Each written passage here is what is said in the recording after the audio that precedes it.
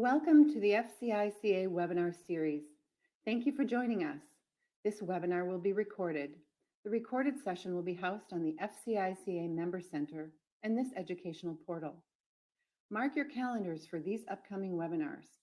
On Thursday, March 25th, join us for Commercial Flooring Installation, Fastening for the Future, presented by Dave Darche, National Market Manager, Adhesives A&D with Bona US.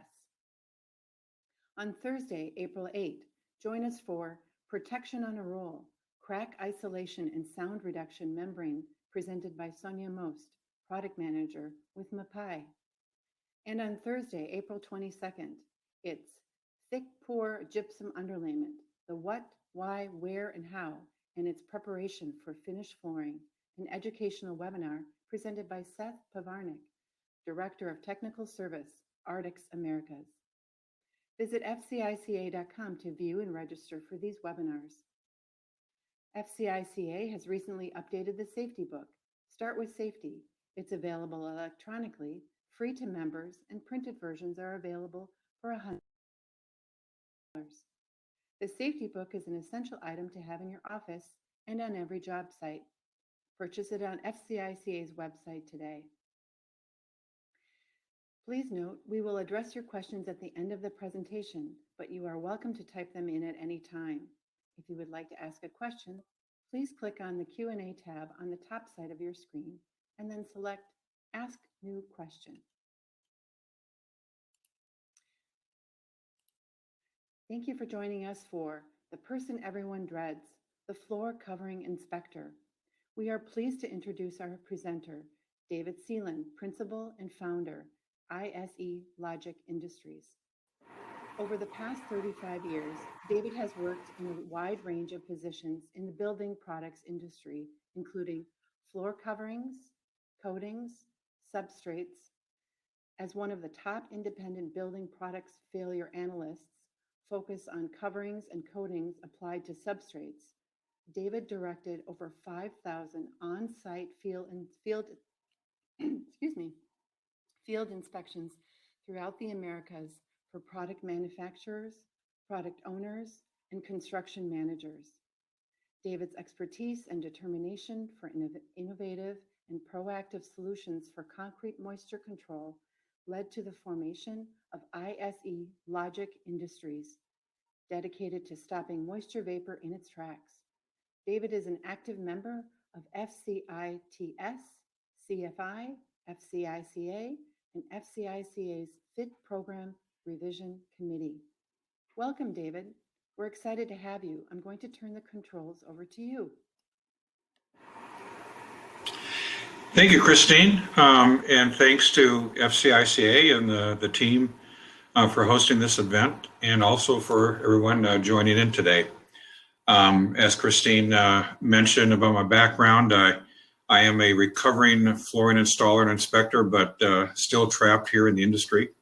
Today, I'm going to be taking more of an 8-mile high view over the floor covering inspector and their role and others for that claim or that inspection, the process, reports, findings, etc. I'm going to actually cut my webcam feed as we go through the presentation. And so you will see that cut off, and then I'll come back on for the Q&A on the webcam. So who is the independent floor covering inspector? It's a broad range of people that become floor covering inspectors, all backgrounds and walks of life. Few things though that kind of tie everybody together from the independent floor covering inspector side. Got to be certified with industry associations. Specialized training is required, and you must be unbiased with your findings and your opinions. Fourth, not affiliated with manufacturers. Well, we'll take a look at the difference between an independent inspector and maybe somebody who works for a manufacturer that is sent out also to take a look at that floor covering.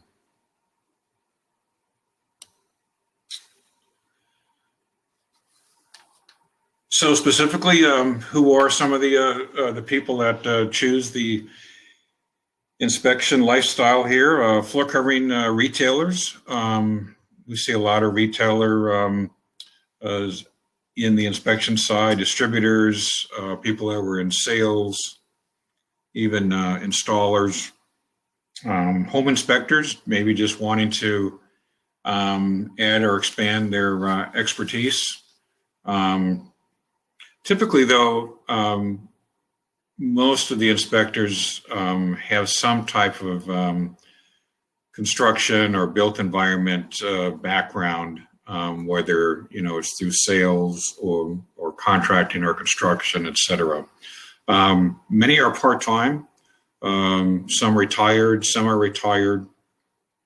A lot of the semi-retired might take a more of a local, regional approach. Within certain zip codes or certain portion of the state or states that they're in. And maybe they might prefer residential type projects or smaller commercial projects. And then again, there are a few that are full-time inspectors, and they can cover a broad range or a geographic area. Some full-time inspectors will cover all across the U.S., North America, et cetera, and might be more specific to certain type of inspections. Maybe it's, commercial inspections or moisture mitigation issues, manufacturing related issues, et cetera. So, and we'll take a look at some of the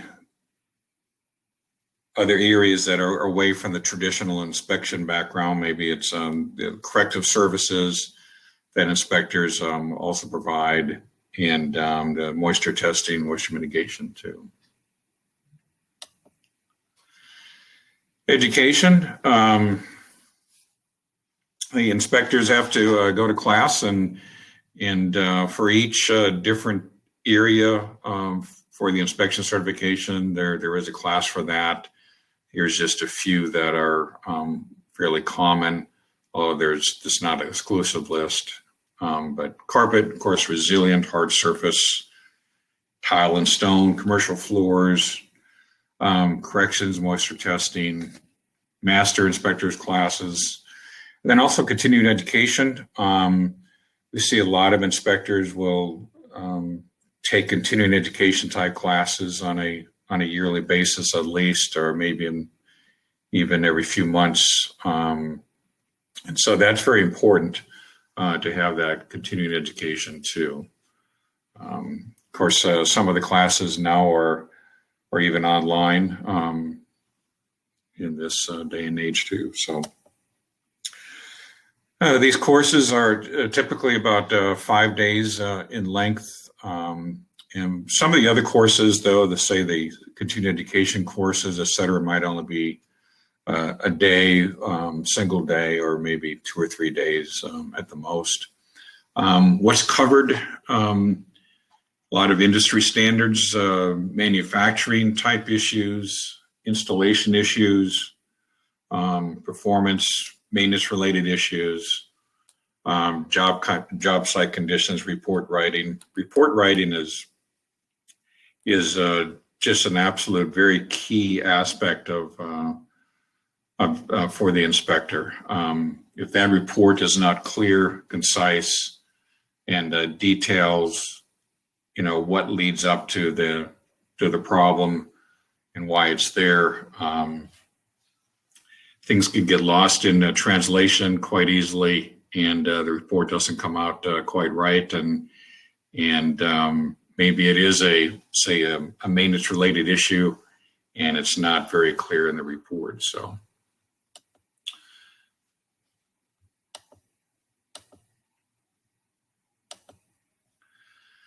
who commissions the independent inspector? One of the leading commissioners sectors of that would be the manufacturer. And sometimes maybe it's the dealer or a distributor for that floor covering product.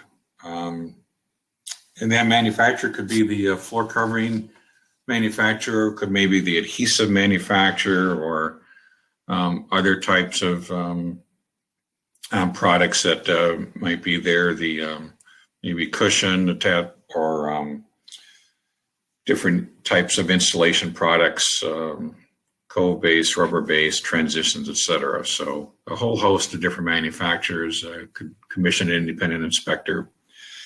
Again, the dealer and distributor, installation contractor. Sometimes we'll see that where the contractor that installed the floor covering commissions somebody to take a look at things.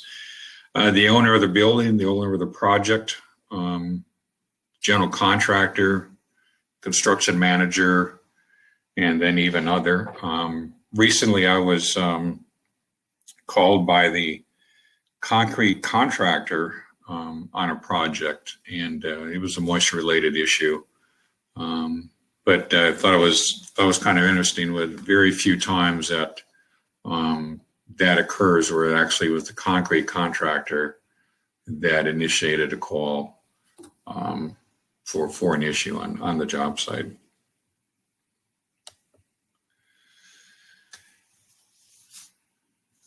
So what happens, with a complaint or an issue, and what are the steps? Of course, each manufacturer might have different steps, but these are normally a process that people go through to issue a complaint. Say if it's a homeowner or somebody, they would notify the dealer where they purchased the floor covering from. And sometimes if the dealer is, say, no longer in business or is just not being cooperative and issuing the complaint, then the homeowner could go direct to the manufacturer of the floor covering. Maybe it's on a commercial project and it's your local sales rep or regional manager that you buy the floor covering from. And then, of course, they in turn would notify the manufacturer, goes to the claims department, and then an inspector is commissioned. So that inspector, of course, makes the contacts, makes the appointment. One of the more aggravating things, I'm sure, for whether it's the homeowner or the commercial contractor that and install that floor covering is a delay in that time from notifying the sales rep to the manufacturer gets it to the claims department, and by the time the inspector is commissioned and then makes the contacts and makes appointments. So there definitely can be certain just common business delays through there, certain time frames to cover. And if those times get extended, of course, patience can wear thin. Most manufacturers will have some time frame caps on it, so that has to be done in a timely manner. And especially in the last few years, I've noticed that I think that those time frames have been reduced, diminished from what it was, say, 20 years ago. What does the inspector do then at that point? After the appointment is made, comes out and inspects the floor. And it's the purpose is to gather information and then write that report. The responsibility of the inspector. The responsibilities are to be unbiased, gather the information and the evidence, detailed report, and then conclusion. One of the things I found, especially when I was doing commercial related work, inspections, was that some owners or maybe dealers, et cetera, would have a number of parties involved with that process on the job site there during the inspection. No problem to view the inspection as it goes on, but remember that the inspector themselves cannot issue their opinions and conclusions there directly on site. I mean, they're there to gather the information They're not there to conclude and issue a resolution there. That's would be primarily geared then towards the manufacturer if they hire the independent inspector. We'll get into it in a little bit as far as an inspector that's, say, commissioned by somebody other than a manufacturer. And those responsibilities can be a little bit different. Again, resolution, manufacturers typically do not authorize the independent inspector to offer resolution options. Resolutions are handled internally. So after that inspector submits that report, then at the claims warranty department and within the manufacturer, they will review everything and determine how to proceed and then handle that resolution. Sometimes a correction of the issue may be offered. Maybe it's a manufacturer-related issue. Maybe there's other extenuating circumstances. Maybe it's installation-related or even maintenance-related. And depending on a number of factors with the project, the consumer, the user, the owner, the manufacturer might offer corrective measures to resolve the issue. Typically, the independent inspector would not be involved and aware of the resolution. However, if that inspector is also providing corrective measures to that manufacturer, that same inspector may be called upon to perform those corrective measures too.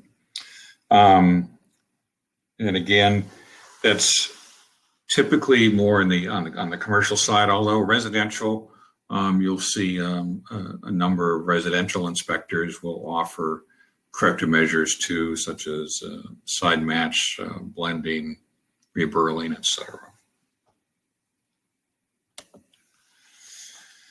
So what about on the non-manufacturer side? So if it's not the manufacturer commissioning that independent inspector, it could be the general contractor, the construction manager, the dealer, installation contractor, etc. A lot of times they're going to want a resolution option right from that inspector, because the inspector then is hired to inspect that floor. And of course, let's say if it's the installation contractor that commissions that inspector, they're going to want typically want that inspector to offer their conclusion and an option for resolution too. Sometimes a non-manufacturer will hire an independent inspector when they don't necessarily agree with the manufacturer's hired inspector report findings or resolutions offered. And this happens from time to time where there can definitely be a disagreement on the findings from the initial inspector. And so it's definitely the GC, the CM, the dealer, et cetera, can hire somebody else to take a look at it. Correction side, we'll take a look at this, and we normally see this on commercial. So it's fairly common to have corrective measures in the field too. And here's a few examples of carpet tile fuzzy edges, roll crush, side match, pattern elongation, etc. Can all be handled out in the field. It is kind of interesting that different projects that I had been involved in and went out and took a look at during my time during the installation. There was, in the manufacturer can remedy quite a few things pre-installation. So before that floor covering is installed, it's much better to handle an issue before it's installed versus after it was installed. And in one instance, there was a fairly large project around 5,000 yards in Europe. And there was a pattern issue just along one side, that the pattern actually was a few yarns short to making a full pattern for the next panel. And myself and somebody else went over there to remove that one side of the panel. And so they were successfully able to install all of the carpet, and but all of that was removed. Took a few days, and it was actually a nice trip over to Europe. Sometimes, though, there could be, things out there that maybe could be misrepresented a little bit. There was one time I was went over to Oregon for a project, and there was a complaint that the carpet was out of tolerance on pattern elongation, and it wasn't necessarily the case. So pattern was actually, one panel was stretched to mimic a pattern elongation for the other side. So, but that was fairly easily found out. And so the main thing is to just represent exactly what's going on, and if you can take a look at it prior, especially if it's a floor covering manufacturing related issue, and that's easily recognizable to launch that complaint right away before it's installed. Independent inspector, of course, residential and commercial, most of them, most inspectors would be both. Some might just specialize more in residential, and then again, some might actually specialize on the commercial side too. Independent, not necessarily all the time. Sometimes manufacturers may send employees, and that could be somebody from their technical service, technical department. Maybe it's somebody from the plant where they manufacture the floor covering. Sales representative that would be out in the field, territory manager, etc.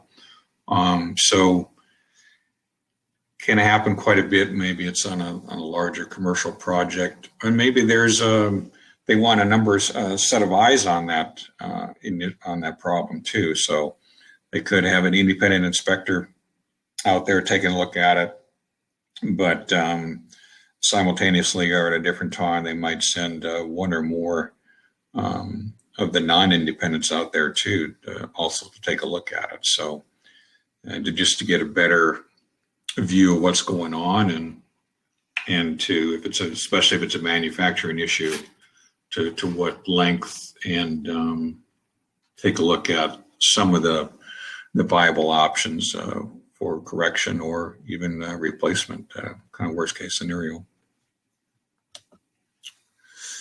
Pre-installation, inspectors can also be quite valuable on a pre-installation for specification review, especially with a commercial type project. I used to do quite a bit of pre-installation type inspections. So mostly in the spec review, product compatibility, and then procedural review, site review. Subfloor inspections also is very big, where that's porosity, checking for porosity or moisture testing. Many inspectors, do have different moisture testing and mitigation certifications too. Documentation, very, very key. And this is actually also for the installation contractor too, and the dealer. So what should we all have for the documentation, just in case something goes wrong, so in case we have to, call that inspector up and launch that complaint. But so the inspector is going to want a number of things. Of course, the installation contractor, job site conditions, when the floor cover was installed, new construction, renovation, was the permanent HVAC system on, Were the products acclimated? Did they need acclimation? Some products actually don't need acclimation. And then products used, and whether it's, could be, different adhesives, sealers, primers, floor patch materials, etc. And then history of the complaint. Maybe this complaint is a little bit aged. Maybe the dealer had already went and took a look at it. Maybe there was some installation related repairs already done. So corrections performed, let's say by the installer, etc. So all of those things should be documented and detailed. Another thing, a few other things to take a look at in both the inspector and let's say the installation contractor dealer that's launching the complaint is take a look and read the warranty. What is actually covered and what's not covered, and then what are your options? Maybe there are options that are detailed more than warranties, and some that aren't. So that's something to take a look at. For instance, just say maybe on a side match issue, a lot of times side match might only be, it's not actually a color issue. It could just be or could be a shading issue from row crush, box crush with carpet tiles, etc. And maybe if you take a look at a residential side, matting and crushing, appearance retention, are some of the more common complaints for on the residential side. And you take a look at those warranties and see, if matting and crushing is even covered in the warranty, or what the appearance retention verbiage actually says. Industry standards, that's something, again, on both sides, everybody should take a look at. The ASTMs, that's covered there, technical data sheets, installation standards, the manufacturing installation guidelines might not always coincide directly with industry installation standards. You want to take a look at that. Maybe there's different discrepancies between the different products that were installed, where you have, say, maybe the adhesive that was utilized said it could go up to 95% relative humidity, and then whereas the floor covering product that went on top of it had a maximum of 85% relative humidity. So without a moisture mitigation system in place that's not stopping that moisture, that 95% relative humidity would probably not stop the moisture from causing negative effects on the 85% RH floor covering product. So you can definitely have an issue there. Does the report address the complaint? So say the report is done and you get that report back, and maybe there's some discrepancy between what the actual complaint was to what is actually addressed in the report. So if the inspector got sidetracked and went say down another path, and maybe he's not addressing exactly what's occurring there, that's something also to take a look at. And maybe a second opinion, another inspection is required at that point. Avoid the post-failure inspection. So we want to avoid the failure, of course, and which would then avoid that inspection at the very end. So one of the ways we can do that, of course, is to take a look at our products, performance and limits of the products, the warranty exclusions, documentation, expectation management, what that consumer expects with that floor covering, coating, etc. And also mock-ups, commercial projects, of course, mock-ups are very common. I was just recently on a project where it was in Florida, and they had 11 different floor covering products on a mock-up, and they were monitoring that for X amount of days. And it was larger healthcare facility, new construction, and they also had a few mock-up rooms already set up with all the way through all of the Division 9 finishes in them. So that's fairly common in some of the larger commercial type projects. But knowing those performance and limits of the products, like I mentioned earlier with the moisture, if you've got a 85% RH floor covering product and you don't have a moisture mitigation system in place that is going to stop and control that moisture, those adhesives that have certain limits, most of them would not be moisture blockers. Then moisture could still pass through and cause negative aspects to the floor covering, backing system, etc. And then again, the warranty exclusions and documentation is always extremely key within these inspections. So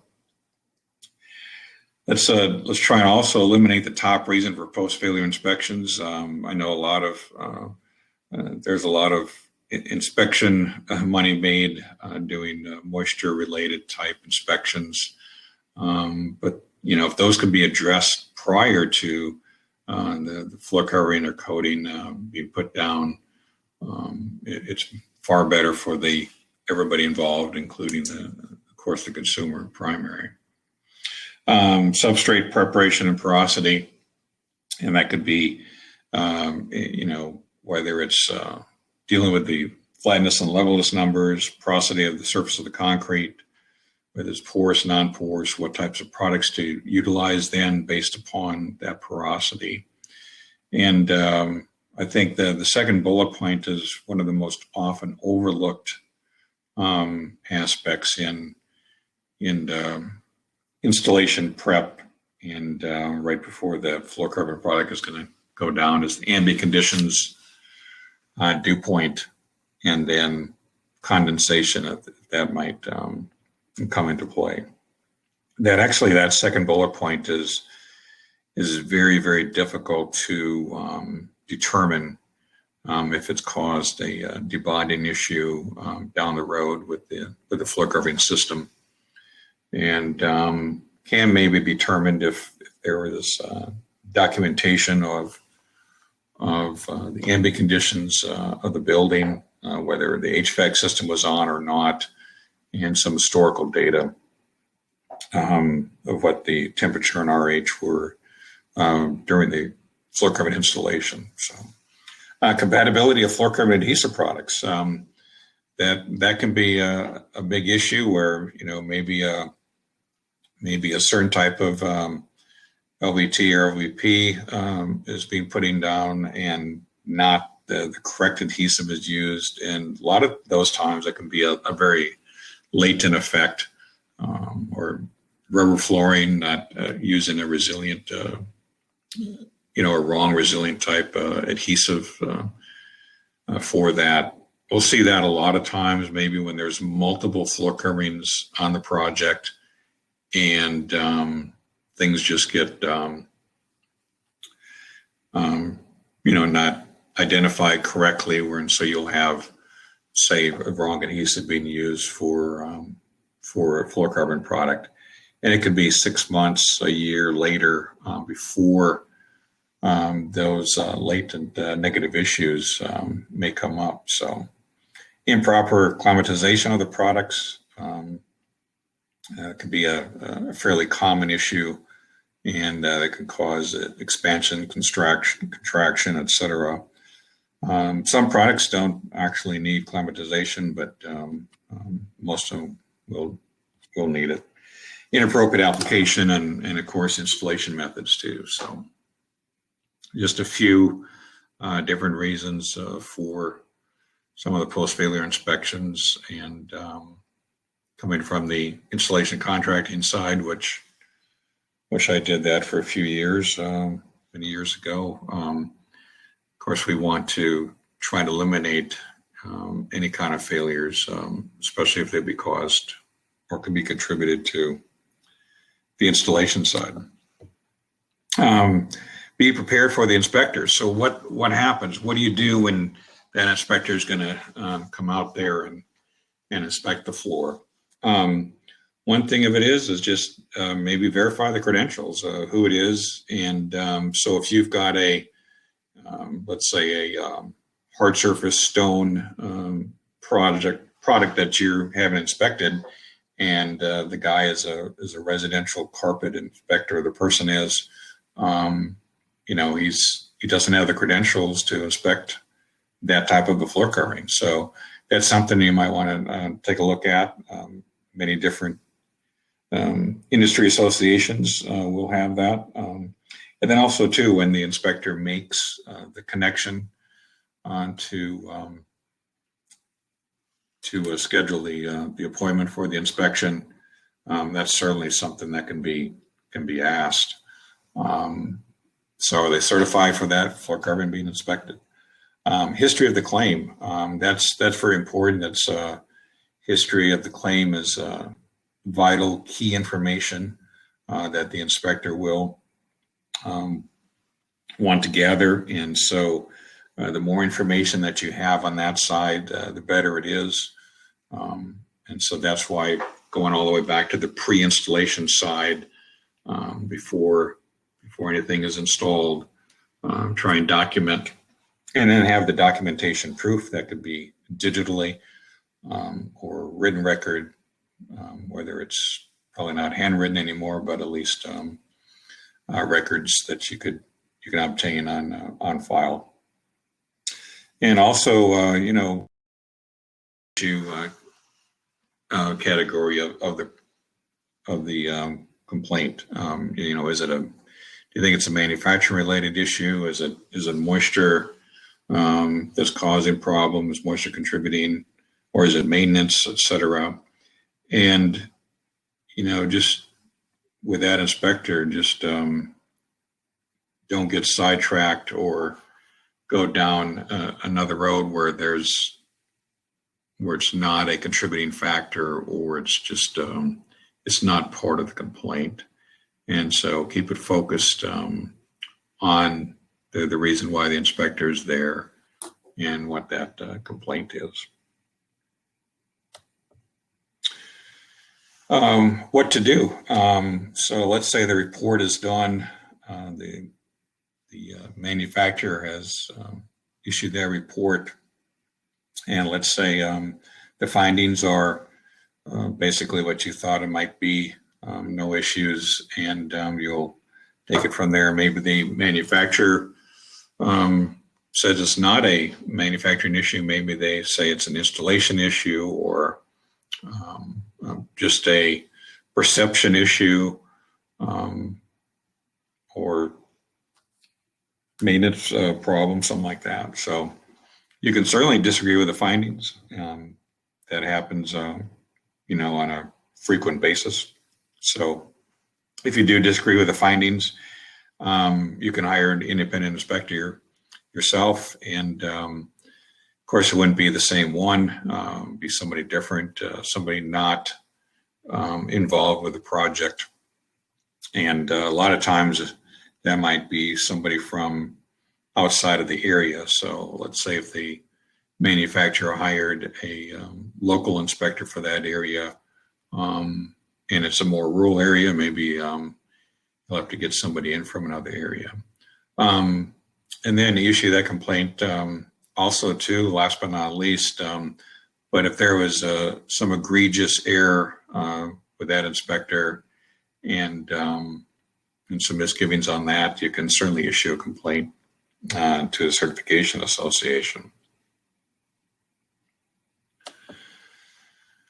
So, in that second opinion, independent inspection report, take a look at that. One of the big things is the issue warranty coverage. So the manufacturer is going to look at it as if they're a warranty issue that's from the floor covering side, that's what you really would want to focus on. So also too, if that claim is honored based upon that second inspection, a lot of times manufacturers might offer a reimbursement for that inspection that you had to have a second opinion on. And again, however you can do that second independent inspection, and those findings might agree with the initial inspector's report. So that kind of just takes it over a large macro overview of the inspector, their role, and what they do. I think a few key takeaways is that the inspector, the independent inspector, is not there to offer the conclusion right there at the time of inspection. It's not there to mention or try and state what the manufacturer may or may not do with that claim, whether they're going to replace the floor covering or offer a credit or offer a correction of the product or issue. But they are there just to find and gather the data, the evidence, and turn that in. And then again, though, but if that inspector is hired, by a non-manufacturer, there could be some other conclusions that you would want that inspector then to dive into versus the manufacturer. So with that concludes the main portion of it. I will turn my camera back on, and so if there are any questions, I'm going to throw it over to Christine to see if she has any questions there, and I'll answer those questions. Thank you so much, David. If the audience has any questions or comments, please submit them in the question box on the left of your screen. I'm sorry, there seems to be an echo there. We'll wait a moment for people to enter in their questions. David, actually, we have a question here. What is your position on those independent litigation expert inspectors who I have seen issue biased reports in order to justify a litigation to support their commissioning party? I know of some who I won't name. Interesting question, and I've probably run into the same people over the years, over the last couple of decades. That's a difficult one. I mean, really, all you can do is find another inspector to take a look at it, and to really dive into, what that original person found, the evidence that they found, what they're basing it upon, and there could definitely be some further evidence that would refute the findings of that initial inspector. So it can be a difficult situation, and I know that to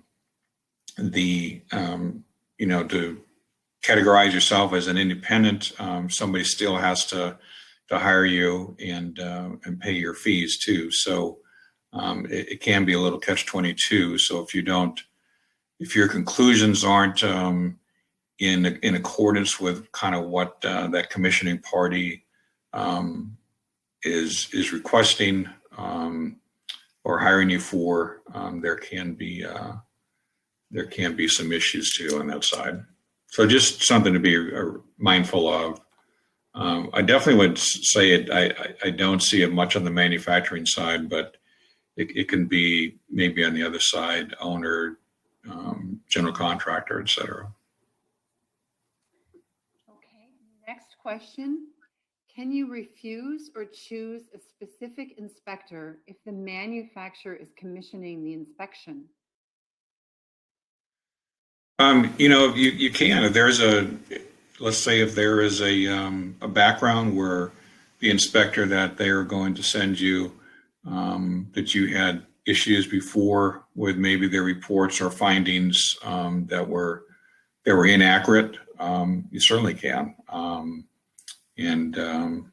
So that's done kind of on a regular basis, maybe more so on the commercial side, but even so on the residential side too. So yeah, that's the dealer, the installation contractor out there. They don't have to accept that first one that comes out of the gate if they know that there can be a background in the history of issues there.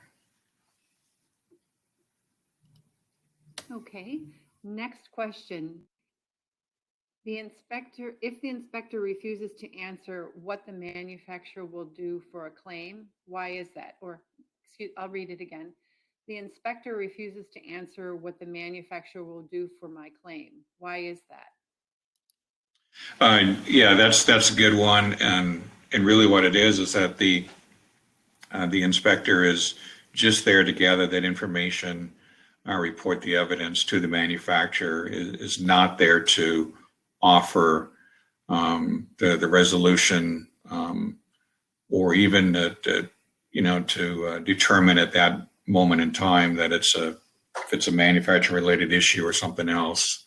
And so the manufacturer then will review that report and the findings and then issue their determination based upon those findings. So you can ask the inspector all day long about that, but the inspector is there not to answer that question. And I know I had it happen to me a number of times, and I would be in the field, and or even the owners on some occasions would send an attorney on the walkthrough on the job site just to document things and then to try and ask me questions. So, but just refuse to answer those questions, and you're there to gather the information. So it's nothing against the other parties that are involved in that inspection. Just the inspector is doing his job. Okay. Next question. Is the inspector really unbiased? That's similar to the question that the first question out of the gate. Yeah, I mean, we go back to this again where there has to be a commissioning party somewhere that, of course, hires and pays that inspector. I will say this though, that on the manufacturing side, the industry is fairly self-policing, and with the different associations. So that inspector would need to be, of course, certified with one of the main industry associations for floor covering inspectors. And if the client feels that there is definitely biased decisions going on, you can report that inspector to that governing body, and they will take necessary action as they see fit. So, any other questions, Christine? That is all the questions that we've received. So if there aren't any more questions, we've come to the conclusion of our presentation. And so then on behalf of FCICA, thank you, David, for presenting today's webinar. Sims, you may now navigate to the Submit Credit tab to receive credit. Please note that you must be signed into the educational platform for this feature to work. If you have any issues, please let me know. This is the conclusion of the webinar. So David, if you want to say any final last words. Thank you, Christine, and to FCICA, and thanks for everybody today for joining in on their busy schedule, and have a good rest of the afternoon. All right, so thank you everybody again for joining us, and have a great rest of your day.